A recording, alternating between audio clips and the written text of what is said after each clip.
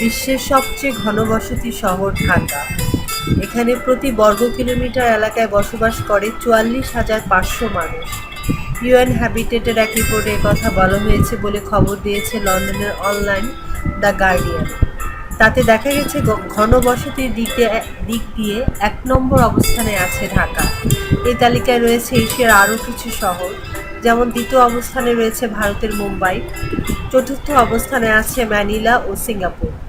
প্রশাসনিক শহরকে তার সন্নিহিত এলাকাগুলোর সঙ্গে তুলনা করে জনঘনত্বের এই হিসাব করা হয়েছে।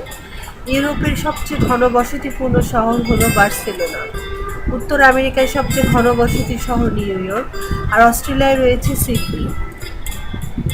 বিভিন্ন গ্রুপের মানুষ তাদের হাতের নাগালে সব পাওয়ার আশায় শহরে ছুটে আসেন। এখানে তাদের সুরক্ষা রয়েছে, আছে পারস্পরিক সুযোগ সুবিধা।